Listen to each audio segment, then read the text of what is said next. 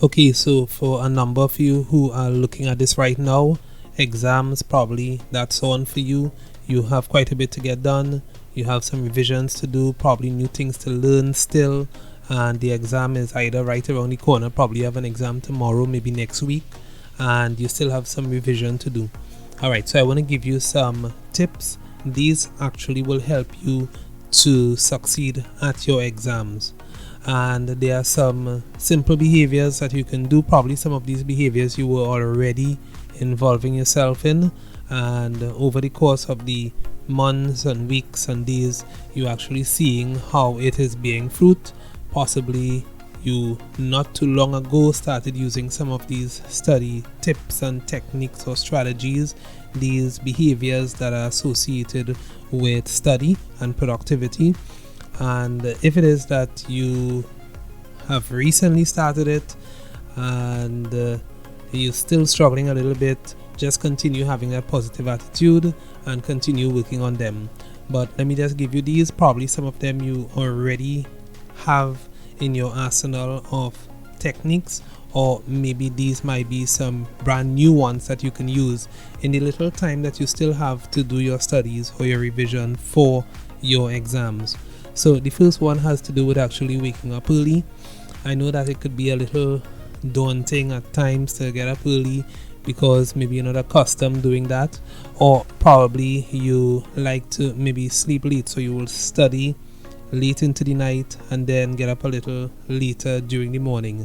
Probably that will work for you, but I understand that there are a number of people who really like getting up early, and if you're one of them, great, get up early. However, if you will study into the night and then get up a little later and that works for you, then okay, continue doing that. But nonetheless, you want to get as much as possible quality sleep, because that is important, helping you with memory during this time of your exam.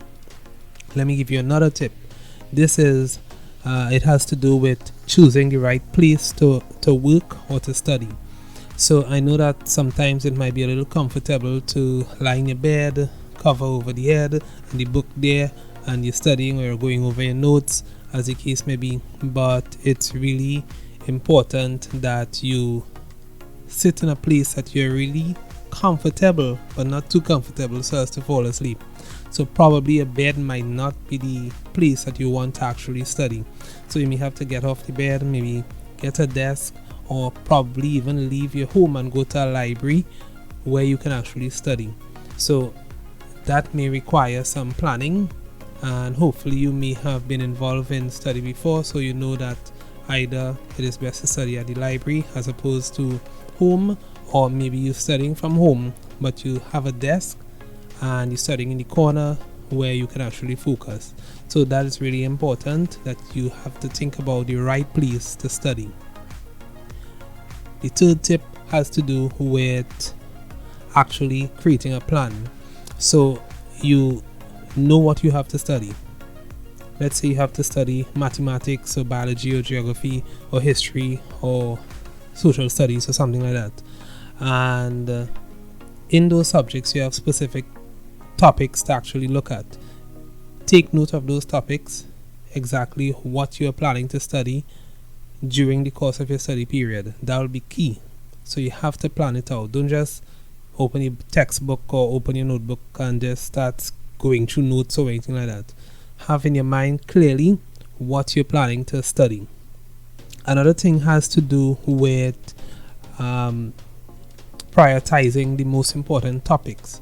So yes, you're knowing what to study, but there are some things that you may still need to get the hang of. Probably there's a particular part of the subject matter you not too clear on, and you may need to spend a little more time on that area. So focus on that a little bit more as opposed to the areas that you already know and you're probably proficient in that area already. So remember, prioritizing, but at the same time know the exact topic that you're experiencing the challenge with and focus on that. Also too, you want to take some breaks. Yes, you want to focus, but probably having your head down and trying to hammer out 3 or 4 hours of constant study may not be the best for you. You may actually need to take some breaks. As a matter of fact, it is best if you take some breaks in between, and that's where the Pomodoro technique can come in.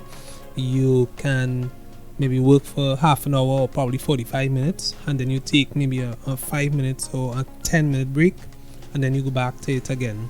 It's really important that you take breaks in between, giving your brain the opportunity to kind of rest and rejuvenate itself in those short periods of time so that you can refocus. Another area you want to focus on as you prepare for your various exams, it is to complete past papers. Now, you want to do as much questions as possible, and what is key too, if you can do those questions under the timed condition that you will have to do the exam under. So let's say, for example, you're working on a mathematics paper, past paper, and that mathematics past paper will, in the actual exam, will be for 1 hour. You want to take 1 hour working on it. So you want to put the time constraint of the actual exam while you're working on those past papers. Of course, finally, I want to talk about this one, eliminating distractions. So you may have to actually put your cell phone on airplane mode, maybe switch off your tablet. If you're not using your tablet or the computer, switch them off. Or if it is that you are using it and you don't have to go on the internet, you probably could switch the internet off. You want to probably close your door if possible. If you can't close the door, you want to at least tell those who are around you, maybe it's a friend or family member, that you need to study right now between these particular hours, and you just let them know, hey, you know what, I really will appreciate if I don't get distracted at this time, right? And okay, let me give you a final tip. This one has to do with actually preparing all that you will need to use during your study period. So even if you're staying at home and you're studying, or probably going to the library, you want to be able to have all your materials. So you want to have your pens, you want to have your pencil, you want to have your notebooks, you want to have your textbooks, you want to have all the material that you will need. If you are doing mathematics, you probably need your calculator, all those things. You don't want, when you sit down to study, you have to constantly get up to actually go and get any kind of material or anything like that. So these are some strategies and behavioral strategies you can use to actually focus on your exam, especially if you have a limited time in which to complete all of the material. Okay, so I hope that these suggestions or tips or techniques or strategies will work for you, and all the best in your exam. Take care.